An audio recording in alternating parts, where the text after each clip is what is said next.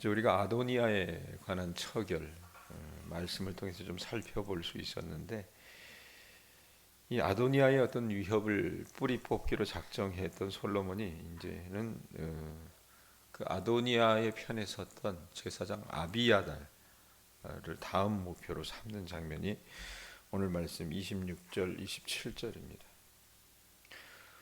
왕이 제사장 아비아달에게 이르되 내 고향 아나돗으로 가라. 너는 마땅히 죽을 자이로되 내가 내 아버지 다윗 앞에서 주 여호와의 계를 메었고 또 내 아버지가 모든 환난을 받을 때에 너도 환난을 받았은즉 내가 오늘 너를 죽이지 아니하노라 하고 아비아달을 쫓아내어 여호와의 제사장 직분을 파면하니 여호와께서 실로에서 엘리 집에 대하여 하신 말씀을 응하게 함이더라.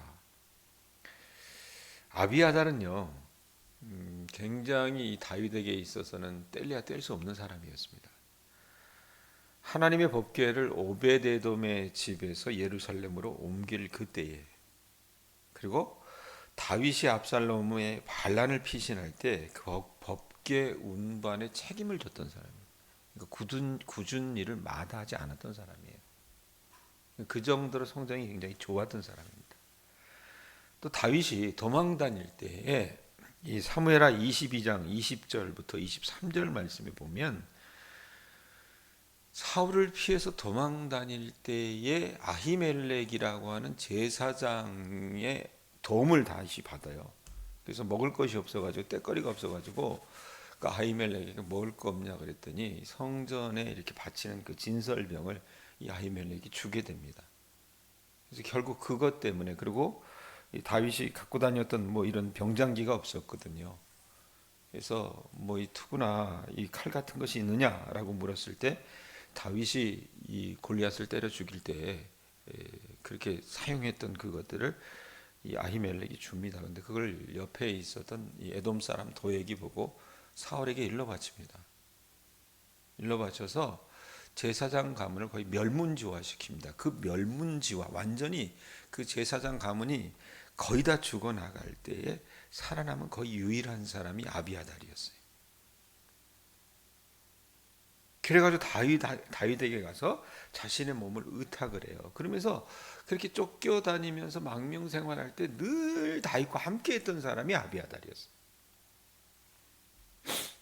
또 다윗이 왕이 돼서 여러분 또 뭐 우여곡절이 많았잖아요. 압살롬을 피해가지고 도망갈 때도 어떻게 했냐면 이 압살롬, 대세라고 하는 압살롬 편에 서지 않고 다윗과 함께 하면서 그를 도왔습니다. 그게 사무엘하 15장 24절 35절 말씀에 보면 나옵니다. 사독과 함께 그렇게 다윗을 위해서 열심히 섬겼고 목숨도 마다하지 않았다는 얘기입니다. 그러니까 어떻게 보면 다윗 인생에 있어서 종교 지도자로는 가장 중요한 시기에 생사고락을 같이 했던 전우이자 이 제사장이었다는 얘기입니다. 자, 그런데 이 사람이 어떻게 해요? 한순간의 불충으로 그가 오랫동안 쌓아 놓았던 그 성실과 충성의 열매를 어떻게 합니까? 하루아침에 물거품이 되어버리는 겁니다. 솔로몬은 여러분 예적 제사장으로서 아비아달의 그 역할이 있었어요. 그리고 그가 자기 아버지 다윗과 유지했던 오랜 어떤 그런 친분관계, 충성을 다했던 그것을 알았기 때문에 죽이지는 않습니다. 대신 어떻게 합니까? 가택연금을 시키는 거예요. 파면을 시켜가지고. 그래서 아비아달이 어디로 가요? 거기 말씀해 보면 어디로 갑니까? 26절에 보면 내 고향 아나돗으로 가라 해서 아나돗에 가서 가택연금을 당한다 그 말입니다. 여러분 아나돗 하면 뭐 기억나는 거 없어요? 예레미야 말씀 처음 열어나갈 때에 예레미야가 아나돗 사람이었습니다. 그래서 제가 예레미야를 얘기하려 비주류라 그랬었잖아요. 예? 예레미야가 이 아비아달 계열의 제사장이었습니다. 그래서 성전 신앙에 물들지 않고 정말 어떻게 보면 이 야생 날 것 그대로의 복음을 그가 전할 수 있었던 겁니다. 근데 그 뿌리가 어디로 가요? 아비아달에게 간다는 겁니다. 보셨으면 좋겠어요, 여러분. 한순간에 이 불충이 오랫동안 쌓아온 그 성실과 충성의 열매를 앗아갈 수 있다는 교훈을 우리가 여러분 아비아달의 예를 통해서 볼 수 있다는 얘기입니다. 아무리 고결한 삶을 살았다 하더라도 끝맺음이 좋지 못하면 여러분 아무 소용이 없다는 것을 우리가 아셔야 됩니다. 다윗이 고난당할 때 생사고락을 같이 했으면서 때로는 다윗 왕을 위해 목숨도 아깝게 여기지 않고 충성하며 헌신했던 아비아달은요, 늙음하게 이 사람이 판단 미스를 저질러서 자기 인생에 좋지 못한 결말을 맞게 되는 것을 말씀을 통해서 우리가 살펴봅니다. 여러분, 이 남 이야기 아니에요. 우리네 인생도 마찬가지입니다. 우리 주변에 보면요, 참 고결하게 인생을 살아오신 분들이 있습니다. 근데 그분들이 어떻게 해요? 끝이 좋지 못한 분들이 굉장히 많습니다. 마무리가 좋지 못해요. 그래서 그분이 살아오신 아름다운 이력에 구정물이 튀기는 것을 여러분 우리가 속속들이 봅니다. 어디에서 봅니까? 정치하는 사람들 보면 보이잖아요. 왔다 갔다 하는 사람들. 이 당에서 저 당으로, 저 당에서 이 당으로. 옆에서 보면 안타깝고 여러분 혀를 찰 수밖에 없다 그 말입니다. 우리 교우들도 대부분 이 말씀을 듣는 교우들도 여러분 이제 거의 인생을 어떻게 해요? 정리하셔야 되는, 그거 준비하셔야 되는 타이밍입니다. 그렇다면 여러분 끝을 잘 맺는 것이 무엇보다 중요하다는 것을 아실 수 있기를 바랍니다. 아비아달의 예를 보시면서 여러분 이 교훈을 배워 나가실 수 있기를 축원드립니다. 아셨죠? 자, 그 다음에 누구를 이제 솔로몬이 처결하느냐? 숙청의 대상 장본인 이제 요압입니다. 요압. 다윗에게 여러분 늘 충성을 다했어요. 요압은. 그런데 이 요압이라고 하는 사람이 어떤 사람이냐면 제가 최대 우군이지만 최대 정적이라 그랬잖아요. 다윗에게 늘 충성을 다했습니다. 그랬지만 어떻게 말을 정말 안 들었어요. 일은 잘하는데 말을 정말 안 들었던 사람이에요. 다윗에게. 그러니까 평생 그런 표현이 있잖아요. 계륵이라고, 닭뼈라고요. 닭게자. 예? 닭의 갈비를 계륵이라고 하지 않습니까? 이건 먹을 수도 없어요. 그렇다고 어떻게 해요? 뱉을 수도 없는 겁니다. 그런 존재가 이 다윗에게 요압과 같은 존재였습니다. 자기 맘대로 살았어요. 예? 다윗에게 충성하는 것 같지만. 그래서 다윗이 이 사람을 어떻게 처결하고 싶었지만 그러지 못했던 게 다윗의 굳은 일을 다 해주지 않았습니까? 뭐 우리아를 죽이는 문제라든지 여러 가지 부분들에 있어서 뭐 압살롬에 관한 문제라든지 여러 가지 부분들에 있어서 손에 피를 묻히는 일들을 주로 누가 했냐면 요압이 했어요. 자, 그런데 요압이 어떤 소식을 듣게 됩니까? 자기가 후원했던 아도니아가 어떻게 돼요? 죽게 되었다는 소식을 듣고 이제는 자기 차례가 될 거라는 것을 알았죠. 그래서 28절에 보면 어떤 일이 있습니까? 보세요. 읽어보세요. 시작. 그 소문이 요압에게 들림에 그가 여호와의 장막으로 도망하여 제단불을 잡으니 이는 그가 다윗을 떠나 압살롬을 따르지 아니하였으나 아도니아를 따랐음이더라 그랬습니다. 자, 여러분 요압이 생각을 했을 거예요. 자기가 이거 참 판단 미스네. 예? 근데 이제 아도니아가 여러분 먼저 솔로몬에게 받았던 그 형벌은 뭐였습니까? 어떤 것이었어요? 그가 신실한 종이 된다면, 충성하는 사람이 된다면 죽이지 않겠다 그랬어요. 그러니까 형을 어떻게 해요? 면해준 게 아니라 집행유예 정도로 줬었던 겁니다. 그런데 어떻게 아비삭을 탐내면서 왕권에 대해서 도전했기 때문에 죽어나간 거잖아요. 그러니까 요압은 생각을 했어요. 아도니아를 솔로몬이 먼저 징벌했을 때 아도니아가 먼저 받았던 것과 같은 이 집행유예 정도를 생각을 하고 아도니아가 했던 것처럼 어떻게 합니까? 성전에 가서요 제단불 딱 잡는 거예요. 네? 제단불을 딱 잡아요. 여러분, 그런데 이 제단이라고 하는 것은 무고한 사람들을 위한 도피처일 뿐입니다. 출애굽기 21장 12절에서부터 14절에 보면 도피성이라고 하는 그 개념에 대해서 나오거든요. 사람을 죽일 때 여러분 악의로 죽이는 사람들이 있지만 그렇지 않은 사람들도 있잖아요. 고의가실이 아닌 사람들이 있습니다. 그럴 때에 그 제사장의 처소에 가서 그들의 목숨을 부지할 것을 이 도피성의 어떤 규례를 가지고 얘기하는데, 그러니까 무고한 사람들을 위한 도피처가 이 제단이었고 제단의 뿌리였어요. 근데 요압은 어떻습니까, 여러분? 무고한 사람의 피를 흘리게 한 죄를 범한 이력이요 여럿 있었습니다. 그러니까 하나님 앞에 떳떳한 존재가 아니었다는 얘기입니다. 여러분, 실제로 요압을 죽인 명분도, 요압은요 어떻게 생각을 했냐면 거기 말씀에 보면 28절 뒷부분에 보면 뭐라고 얘기합니까? 그가 다윗을 떠나 압살롬을 따르지 아니하였으나 아도니아를 따랐음이더라 그랬습니다.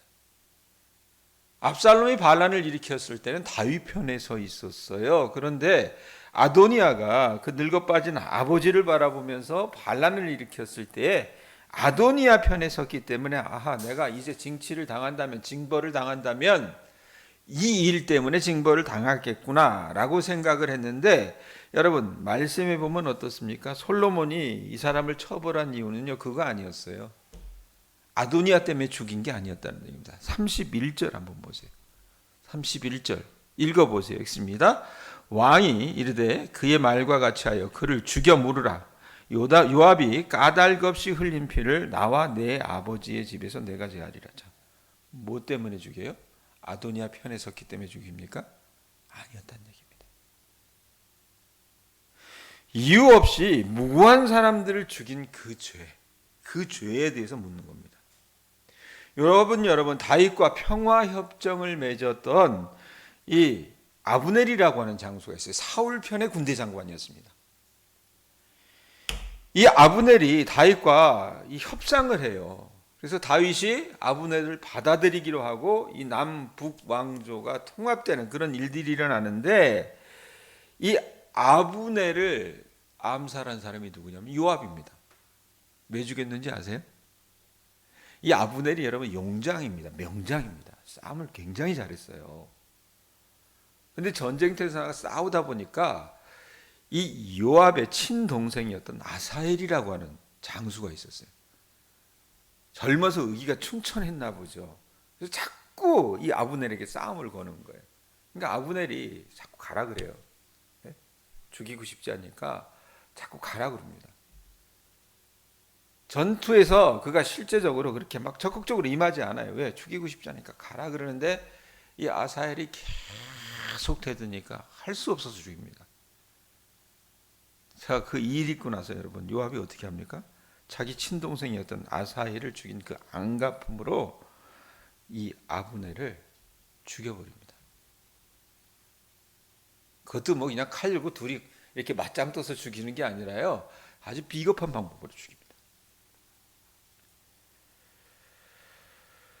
자, 아브넬에게 보복하지 말아야 했었을 그 요압이 그를 비열하게 죽인 그 장본인이 요압이었다는 얘기입니다. 또 사무엘하 20장 7절에서 13절에 보면 또 한 사람이 나와요. 무지한 사람이. 그게 누구냐면 압살롬이 반란을 일으킬 때 압살롬 편에 섰었던 군대 장관 아마사라고 하는 사람이 있었습니다. 자, 압살롬의 반란이 무의로 딱 끝나고 나서 이 아마사가 다윗에게 충성을 맹세해요. 그리고 다윗이 아마사라고 하는 군대 장관을 중용할 것을 마음 가운데 의중을 내비쳐요. 근데 여러분 요압이 이걸 보겠습니까? 보지 않은 거예요. 그래서 어떻게 합니까? 같은 방법으로 아주 비열하게 죽여버립니다. 비겁하게. 어떻게 보면 다윗을 위해서는 여러분 굳은 일도 마다하지 않고 늘 다윗의 옆을 지키면서 충성을 다한 사람이 요압이었어요. 그렇지만 이렇게 다윗의 명령을 듣지 않고요, 자기 마음대로 일을 벌여가지고 다윗 통치에 얼룩을 남기고 하나님의 땅을 더럽혔던 장본인이 요압이었다는 겁니다. 일은 잘해요. 그런데 어떻게 합니까? 지금 마음대로 일하는 거예요. 아무리 요압이 다윗을 위해 세운 공이 많다 하더라도 이유 없이 사람을 죽인 죄는 여러분 용서받을 수 있어요, 없어요? 없는 겁니다. 제단불을 그가 잡는다 하더라도 끌어내서 죽여야 하는 죄였기 때문에 요압은 어떻게 해요? 자기 죄값을 치러야 했던 거라고 말입니다. 따라서 솔로몬은 분하야에게 그를 제단에서 끌어내서 죽일 것을 명령합니다. 여러분 요압이요 다윗 못지않게 권세를 누렸습니다. 그냥 군대 장관, 국방부 장관 정도로 생각을 하지만 옛날 조선시대를 생각하면 영의정 정도로 생각하시면 될 것 같아요. 우리나라로 생각하면 뭡니까? 우리나라 국무총리는 지금 뭐 거의 권한이 없죠, 사실은. 바지사장으로 있는 그런 거지만 실권을 갖고 있는 사람이었어요. 그랬던 요압이요, 자신의 종말이 이렇게 비참하게 될 것이라고는 여러분 생각이나 했겠어요? 떵떵거리면서 살았었는데, 공운으로 따지면요 요압에 비견할 만한 사람이 없습니다. 사실은 굳은 일 여러분, 뭐 험한 일 마다하지 않았어요. 그가 그렇게 살아왔기 때문에 만약에 그 공운대로라면 국가 원로 대접받으면서요, 사람들에게 존경받으면서요, 인생을 마무리하며 그렇게 살아갈 수 있을 거라고 요압은 생각했었을 겁니다. 그런데 여러분, 그게 요압의 판단착오였다는 거예요. 사람들은 요압의 여러분 그런 찬란한 외면에 고개를 숙이고 그의 죄에 대해서 감히 입을 열지 못할지 몰라도 하나님은 어떻게 그렇지 않으셨다는 얘기입니다. 하나님은요 아브넬과 아마사의 무고한 죽음에 눈 감지 않으셨어요. 그게 우리 하나님이세요. 기억하고 계셨다는 겁니다. 그래서 그 죽음에 대해서 어떻게 해요? 책임을 물으신 겁니다. 여러분, 우리가 요압의 공헌을 생각할 때 비록 그가 죽음을 당했다 하더라도 그래도 이스라엘의 개국공신 아니냐, 다윗 왕조의 건국공신 아니냐, 그러면 어떻게 해요? 훈장을 갖다 줘야 돼. 무궁화 대원장 확 이렇게 딱 해서 집안에 딱 붙여줘야 되는데, 그를 기억해야 된다라고 생각할지 모르겠지만 실제로 재미난 건 뭐냐면 여러분, 다윗과 함께 했던 공신들을 기록하는 그 장면들이 성경에 보면 나와요. 근데 거기에 누구 이름이 빠진 줄 아세요? 요압의 이름은 등재되지 않습니다.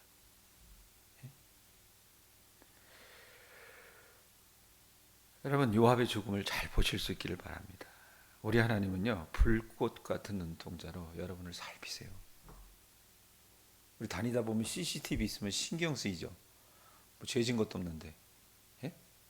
하나님은요 정말 여러분의 모든 것들을, 저와 여러분의 모든 것들을 살피신다고 말입니다.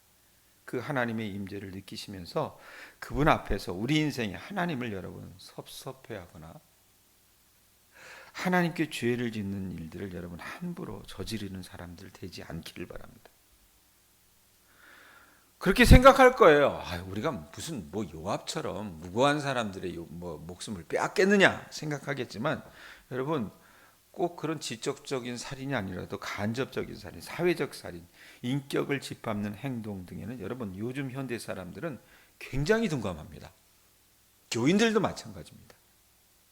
예수님께서 마태복음 5장 21절, 22절에 이런 말씀하셨어요. 들어보세요. 옛사람에게 말한다. 살인하지 말라. 누구든지 살인하면 심판을 받게 되리라 하였다는 것을 너희가 들었으나, 이 말씀 알죠? 그런데 주님이 이걸 어떻게 재해석해 주십니까?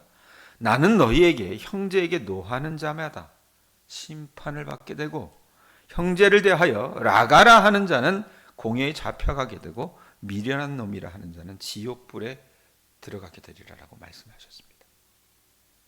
예수님이 우리에게 해주신 말씀이에요. 여러분, 저는요 그렇게 생각해요. 이 교회가 그렇게 되지 말아야 되는데, 교회처럼 이 새 치열을 가지고 사람을 함부로 폄하해대고 그 인격을 죽이는 일이 벌어지는 현장이 별로 없는 것 같습니다. 정치판이나 교회나 별로 다르지 않아요. 우리는 아주 식은 죽 먹듯이 참 남에 대해서 내 식대로 판단하고, 그 사람이 마음에 안 들면 어떻게 합니까? 이상한 소문을 만들어내고 이상한 판단을 얘기하면서 그 사람에 대해서 다른 사람 앞에서 험담을 합니다.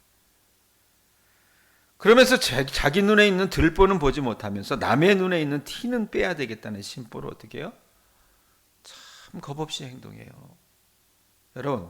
여러분 설령 우리 자신의 잘못이 드러난다 하더라도 그 사람이 입은 피해나 어려움을 생각하며 뉘우치기보다는 어떻습니까? 나중에 그거 아니라며 그럼 어떻게 해요? 아니면 말고식으로 일관할 때가 세상이나 교회나 별반 다르지 않다, 그 말입니다. 요압의 교훈 잊지 마시기 바랍니다. 여러분, 우리가 우리 마음 가운데 어떤 사람이 마음에 안 들어요. 그래서 그 사람에 대해서 좋지 못한 험담을 합니다. 이야기를 지어냅니다. 내 판단에 그게 맞다라고 생각할 수도 있어요. 그러다가 하나님 앞에 심판받아요. 그러니까 하루하루 삶을 살아가실 때 하나님 앞에서 여러분들이 살아가는 것이지 목사 앞에서 살아가는 거 아니에요. 그러면 주님 앞에서 겸손한 삶을 살아나가실 수 있는, 진실한 삶을 살아나가실 수 있는 여러분들 되실 수 있기를 바랍니다. 저는 여러분들의 이 끝이 좋은 분들이 될 수 있기를 바랍니다. 고결하게 늙어가시는. 그래서 나이 먹는 것에 어떤 그런 미덕을 이 새벽을 지키는 사람들이 보여줄 수 있는 분들이 될 수 있기를 바랍니다. 저렇게 늙고 싶다. 저렇게 나이 먹어가고 싶고 저렇게 인생을 결말지었으면 좋겠다라고 하는 그런 본보기가 여러분들 되실 수 있기를 바랍니다. 또 요압을 보면서 우리가 사람들에 대해서 앙심을 품고 악한 감정을 품고 하는 그 말들이 우리에게 부메랑이 되어서 돌아올 수 있다는 것을 깨닫고 하나님 앞에서 여러분 좋은 마음 먹으시고 사람들을 축복해 주시며 그들을 선대해 줄 수 있는 우리 주님의 자녀들 되실 수 있기를 축원드립니다. 기도하겠습니다.